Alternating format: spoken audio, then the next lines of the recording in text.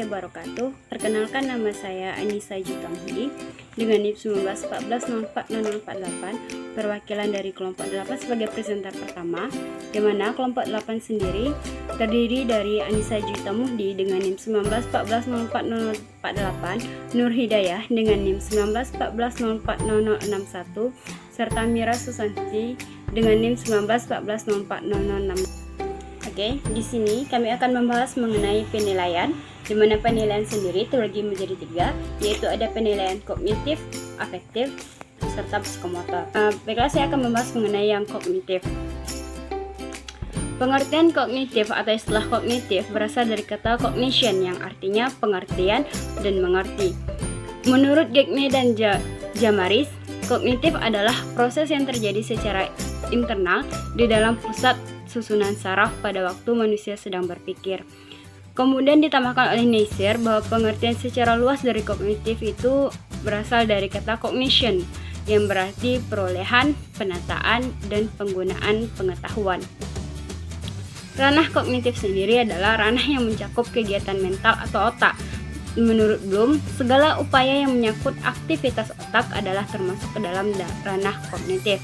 Ranah kognitif sendiri berhubungan dengan kemampuan berpikir, termasuk di dalamnya kemampuan menghafal, memahami, mengaplikasi, menganalisis, mensintesis, dan kemampuan mengevaluasi.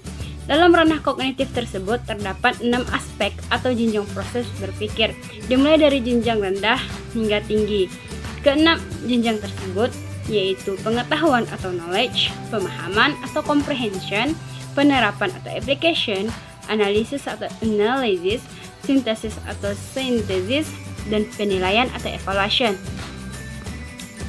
Jadi dapat kita simpulkan bahwa penilaian kognitif tersebut adalah penilaian yang dilakukan oleh guru untuk mengukur tingkat pencapaian atau penguasaan siswa dalam aspek pengetahuan yang meliputi ingatan, pemahaman, penerapan, analisis, sintesis, dan juga evaluasi. Jenis-jenis kognitif ini yang pertama ada tes tertulis, di mana tes tertulis sendiri merupakan tes yang soal dan jawabannya diberikan kepada siswa dalam bentuk tulisan. Menjawabnya tidak selalu direspon dengan menulis jawaban, tetapi dapat juga dalam bentuk lain seperti memberi tanda, mewarnai, ataupun menggambar. Tes tertulis dapat mengukur kemampuan siswa dalam jumlah besar, dalam tempat dan waktu yang terpisah. Yang pertama ada pilihan ganda. Pilihan ganda ini, tes ini pada pokoknya menghadapkan kepada siswa sejumlah alternatif jawaban, umumnya antara 3-5 alternatif. Untuk setiap soal dan tugas siswa adalah memilih salah satu di antara alternatif tersebut berdasarkan sesuatu dasar pertimbangan tertentu. Jenis-jenis dari tes pilihan ganda ini yaitu yang pertama distractor, merupakan pertanyaan atau pernyataan mempunyai jawaban yang benar. Tugas peserta didik adalah memilih satu jawaban yang benar. Yang kedua ada analisis hubungan antara hal, yaitu bentuk soal yang dapat digunakan untuk melihat kemampuan peserta didik dalam menganalisis hubungan antara kenyataan dan alasan ataupun sebab akibat. Yang ketiga ada variasi negatif, yaitu setiap pertanyaan dan pernyataan mempunyai beberapa pilihan jawaban yang benar, tetapi disediakan satu kemungkinan jawaban yang salah.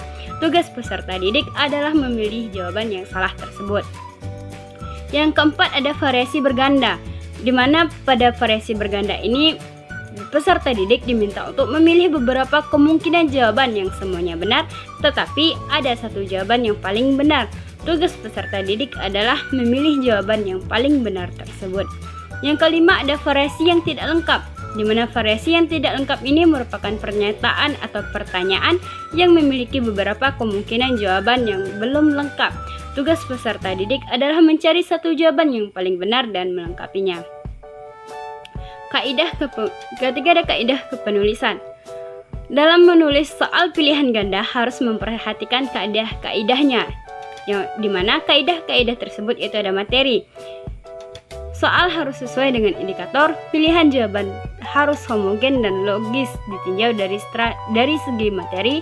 Setiap soal harus mempunyai satu jawaban yang benar atau yang paling benar. Yang kedua Kaidah yang kedua yaitu konstruksi, di mana konstruksi ini yang perlu diperhatikan yaitu yang pertama, pokok soal harus dirumuskan secara jelas dan tegas. Rumusan pokok soal dan pilihan jawaban harus merupakan pertanyaan yang diperlukan saja. Pokok soal jangan memberi petunjuk ke arah jawaban benar. Pokok soal jangan mengandung pertanyaan atau pernyataan yang bersifat negatif ganda.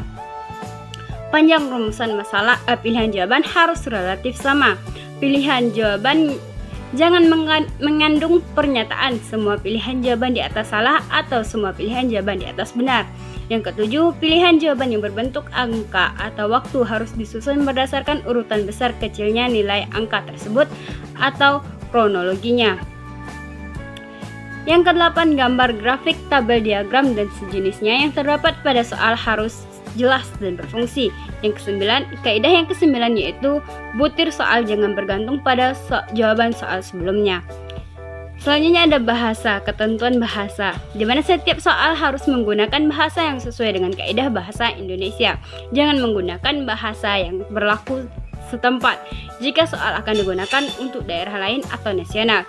Yang ketiga, setiap soal harus menggunakan bahasa yang komunikatif, di mana pilihan jawaban jangan mengulang kata atau frase yang bukan merupakan satu kesatuan pengertian. Yang keempat ada penskoran, di mana nilai penskoran tersebut diperoleh melalui S dengan rumus SC sama dengan B dikurang S per P kurang 1 dengan keterangan SC tersebut merupakan skor, B merupakan jumlah jawaban yang benar, S merupakan jumlah jawaban salah, P merupakan banyak pilihan jawaban opsi untuk setiap soal, dan 1 merupakan bilangan tetap. Cara penskoran tersebut pada pilihan ganda ada 3 macam, yaitu yang pertama ada penskoran tanpa ada koreksi jawaban, penskoran ada koreksi jawaban, dan penskoran dengan butir beda bobot. Penskoran tanpa koreksi yaitu penskoran dengan cara setiap butir soal yang dijawab benar mendapat nilai 1 bergantung pada bobot soal. Skor peserta didik diperoleh dengan cara menghitung banyaknya butir soal yang dijawab benar. Rumus dalam pencarian penskoran tanpa koreksi ini yaitu SE sama dengan B per N dikali 100%, di mana B tersebut merupakan jumlah jawaban benar dan N jumlah soal. Yang penskoran selanjutnya ada penskoran ada koreksi jawaban, yaitu pemberian skor dengan mempertimbangkan pada butir soal yang dijawab salah dan tidak dijawab. Adapun rumusnya yaitu SC sama dengan B kurang S per P kurang 1 per N dikali 100%, dengan keterangan B merupakan jumlah soal yang dijawab benar, S merupakan jumlah soal yang dijawab salah, P merupakan jumlah pilihan jawaban tiap soal atau option, 1 merupakan bilangan tetap, dan N jumlah soal. Penskoran selanjutnya yaitu penskoran dengan butir beda bobot, yaitu pemberian skor dengan memberikan bobot berbeda untuk sejumlah soal. Biasanya, bobot butir soal menyesuaikan dengan tingkat kognitif atau pengetahuan pemahaman aplikasi, analisis, sintesis, dan evaluasi yang telah ditetapkan oleh guru. Adapun rumusnya yaitu skor sama dengan sigma B besar dikali B kecil per SI kali 100%, dengan keterangan B merupakan jumlah soal yang dijawab benar, B besar merupakan bobot setiap soal, dan SI merupakan skor ideal atau skor yang mungkin dicapai jika semua soal dapat dijawab dengan benar. Dan jenis yang kedua yaitu isian. Pengertian dari isian ini yaitu completion test, biasa disebut dengan tes isian, tes yang menyempurnakan atau tes melengkapi. Completion test terdiri atas kalimat-kalimat yang ada bagian-bagiannya yang dihilangkan. Bagian yang dihilangkan atau yang harus diisi oleh murid ini adalah merupakan pengertian yang kita minta dari murid. Ada juga completion test yang tidak berbentuk kalimat-kalimat pendek, tetapi merupakan kalimat-kalimat berangkai dan memuat banyak isian. Kaidah dalam penulisan isian ini yaitu yang pertama, perlu selalu diingat bahwa kita tidak dapat merencanakan lebih dari satu jawaban yang kelihatan logis. Yang kedua, jangan mengutip kalimat atau pertanyaan atau pernyataan yang tertera pada buku atau catatan. Yang ketiga, diusahakan semua tempat kosong yang hendaknya sama panjang. Diusahakan hendaknya setiap pernyataan jangan mempunyai lebih dari satu tempat kosong. Yang kelima yaitu jangan mulai dengan tempat kosong. Sekian dari saya, selanjutnya akan dilanjutkan oleh presenter berikutnya. Baiklah, perkenalkan nama saya Nur Hidayah, NIM 1914040061. Di sini saya akan melanjutkan presentasi dari tema saya itu selanjutnya tentang menjodohkan. Pengertian.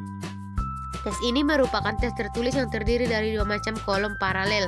Tiap kolom berisi pernyataan, yang satu berisi menempati posisi sebagai soal, yang satunya sebagai jawaban. Kemudian peserta didik diminta untuk menjodohkan kesesuaian antar 2 pernyataan tersebut. Menjodohkan ini dapat berupa antara peristiwa dengan orang, peristiwa dengan hari, peristiwa dengan tempat, istilah dengan definisi, alat dengan penggunaan.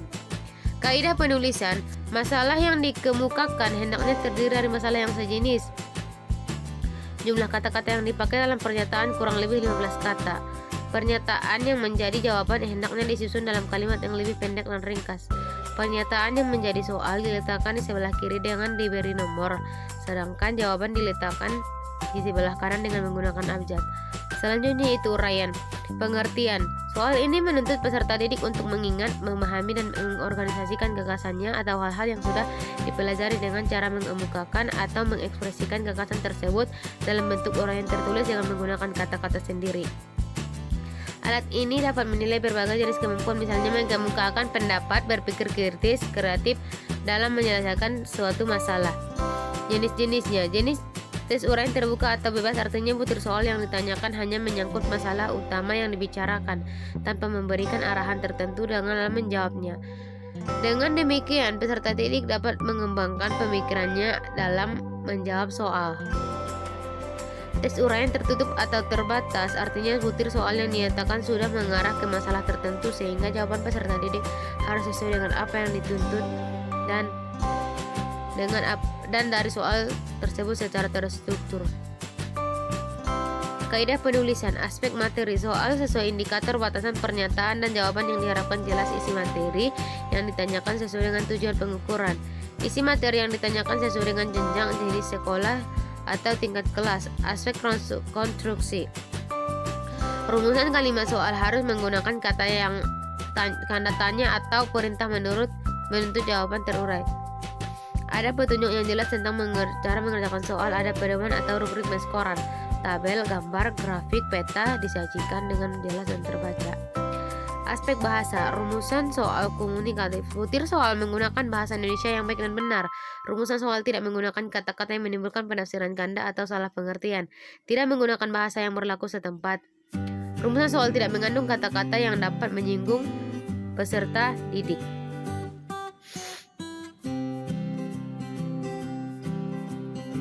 Selanjutnya itu tentang tes lisan. Tes lisan adalah tes yang dipergunakan untuk mengukur tingkat pencapaian kompetensi terutama pengetahuan kognitif, di mana guru memberikan pertanyaan langsung kepada peserta didik secara lisan atau verbal dan ditanggapi oleh peserta didik secara langsung. Penugasan dengan lembar kerja. Melaksanakan tes lisan kepada peserta didik satu persatu menggunakan daftar pertanyaan yang telah disusun, menyampaikan pertanyaan secara ringkas dan jelas. Menghindari memberikan kalimat yang mengarahkan kunci jawaban. Memberikan waktu tunggu yang cukup untuk menjawab soal. Menghindari sikap yang bersifat menghakimi. Mengisi lembar penilaian untuk setiap pernyataan, contohnya dibuat nama sekolah, nama siswa, kelas, mata pelajaran.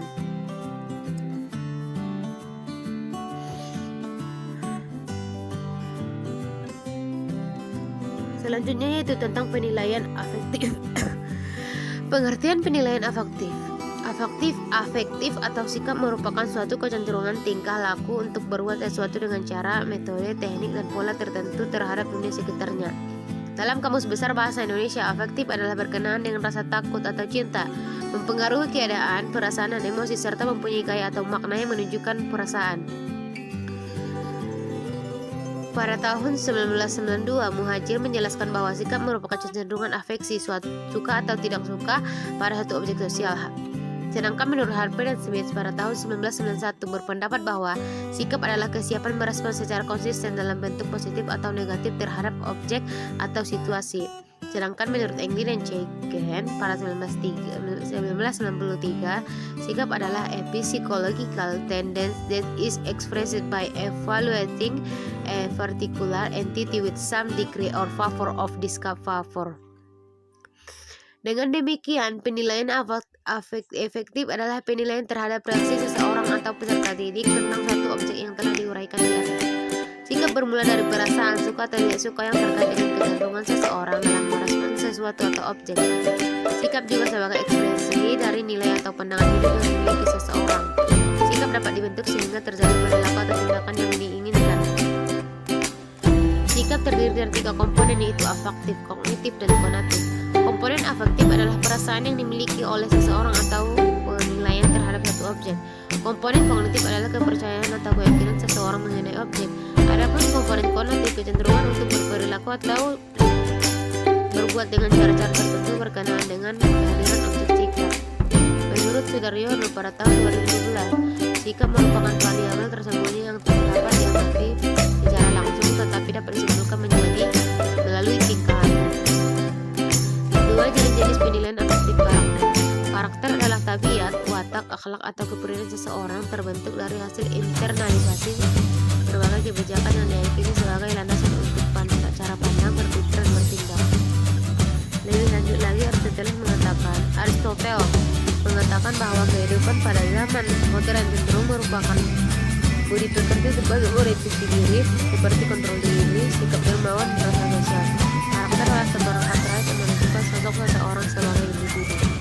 Karakter berkaitan dengan personalitas, walaupun ada perbedaannya. Personalitas merupakan trait bawaan sejak lahir, sedang karakter merupakan perilaku hasil pembelajaran. Seseorang lahir dengan trait personality tertentu. Seseorang ada yang pemalu dan ada yang terbuka dan ada yang berbicara. Versifikasi lain adalah apakah seseorang tertentu berorientasi pada tugas atau senang kegiatan sosial.